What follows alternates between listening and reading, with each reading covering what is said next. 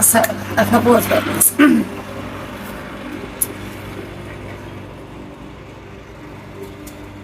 First of all, last week I was out of nowhere, like completely normal day, completely okay with my feelings, and it just wasn't a bad day at all. Like I was enjoying my existence or whatever, and that evening, for some reason, I was looking at some old pictures and just reminiscing about my life, and out of nowhere I had this big emotional release. Just profusely crying, like from the depths of my soul, releasing these emotions and literally feeling the presence of somebody like wrapping their arms around me, holding me, comforting me. And typically,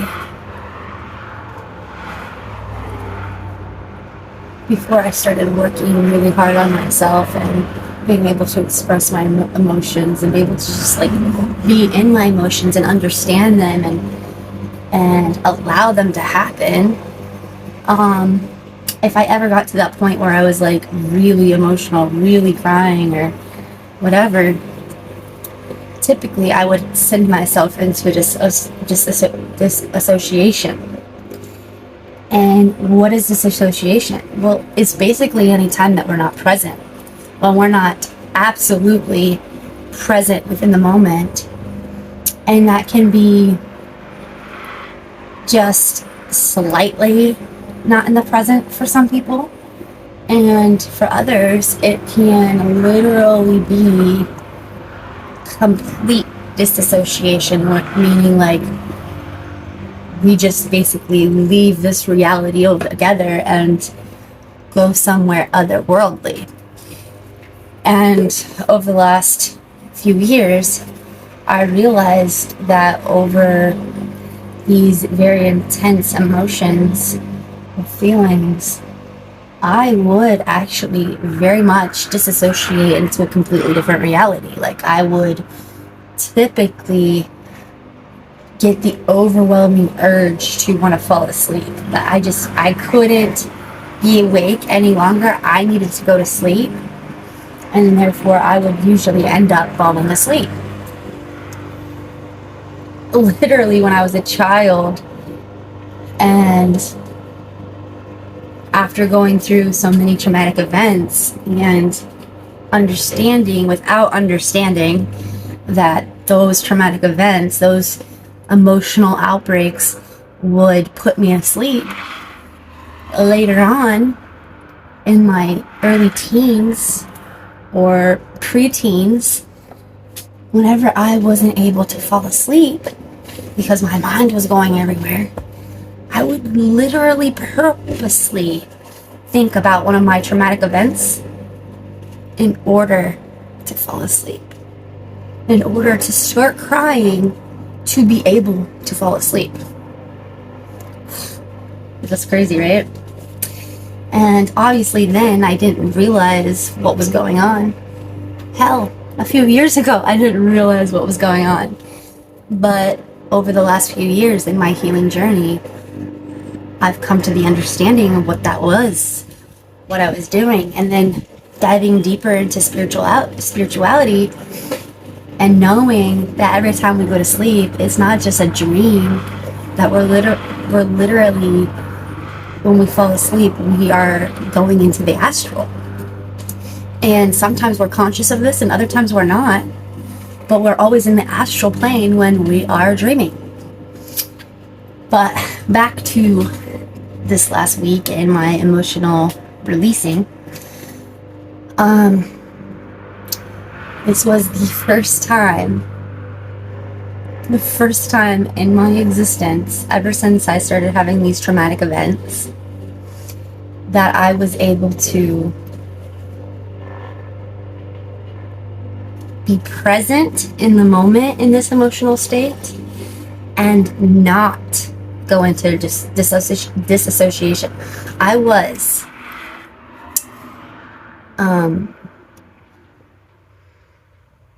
aware enough of the situation and what it was about to do. I was aware that I was about to disassociate when I stopped myself. I did not allow myself to disassociate. I said aloud, I thought, I felt, I will not let myself disassociate. I will continue feeling these feelings and releasing these emotions in this present moment. And I will not allow myself to disassociate.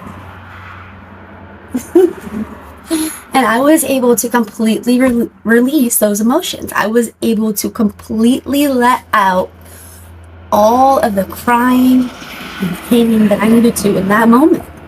Because I made myself aware of what was going on.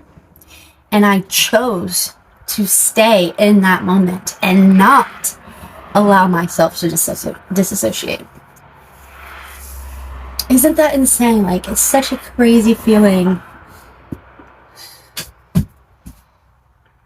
when you finally come into awareness of yourself and your coping mechanisms, and then you no longer allow those coping mechanisms to live your life for you, you know? That you take back the power of your own life and you get to live in that present moment and actually become aware of everything that's actually happening around you for you, that you are creating. That was just such a monumental moment in my life, and I had to share it. But going a little bit further, with all the talks of dimensions and whatnot since December that I've been talking about, I wanted to also state that these disassociations, these times where we are living our life and our mood is fluctuating, right? First off, we tend to see these other dimensions or these parallel worlds, these parallel universes, as something that scientifically happens, right? And somehow the millions and billions of people that are living in this world are jolted into another parallel universe by something done to them by, say, NASA or CERN or something like that, right? But what we're failing to be aware of is the fact that every single person is living in this universe and creating their own reality, their own universe. So my universe, my reality, will be completely different than my child's or my brother's. We could live in the exact same house and our realities be completely different. Why is that? It's because of our awareness, because of our emotional state, because of our internal well-being. And so, depending on your own emotional state, your own feelings, your own conscious awareness, what you choose to see in your life while you're creating this reality is going to discern or decide which universe you are living in at that time. What am I trying to say? So, me and my brother live in the same house, okay? Just say that. We don't, but whatever. I am living in a universe where I'm completely in Zen. I'm feeling amazing, and I'm having a wonderful fucking time, and I'm just living life, and I'm chilling, and I'm like, hell yeah! And my brother, who has the same things that I have, we have cable, we have water, we have food, all of that stuff, right? They have the same things that I have, yet he can be in a completely distressed, depressed state of wounding. Like, his reality is completely different than my reality. I'm blissful and zen, and he's, say, suicidal, right? And you can't always understand what is going on, right? Until maybe you tap into your inner truth and you become aware of what's actually happening. Is he's living in a different reality than I am. He's in a different universe. His universe, even though he has the same exact things that I have, we're living in the same exact place, his universe can be a depressing, hurtful crap universe, where, say, technically he could be living in a universe where his government is saying, you have to tell us what you do every single day, and you have to report back to us every single day and let us know this, and this about you. Whereas, even though I'm living in the exact same spot as he's living in, that might not be my reality. That might not be things that I'm supposed to do. My government might not be demanding that of me. And why is that? It's because what we allow in our awareness, what we choose to see, what we choose to project. I'm projecting Zen, I'm projecting bliss, therefore I'm receiving Zen and bliss. He's projecting depression, anxiety, emotional trauma, therefore he's receiving that back. Mind blown, right? Like crazy shit. Another thing I noticed this last week too, was because I had that emotional release and I was able to stay in the present moment without disassociating, my whole week was different.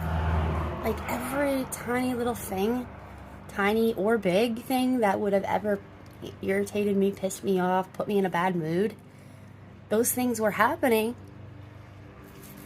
And they were happening to people in my reality and causing them distress. And while they're in distress, I was still zen. I was still happy. I was still content. I was still living life in the full capacity that I think we could live life in. And I think that's just a beautiful thing, like, that no matter what is going on the outside of you, as long as your insides are aligned and you're present, it doesn't fucking matter what's going on the outside. I love it.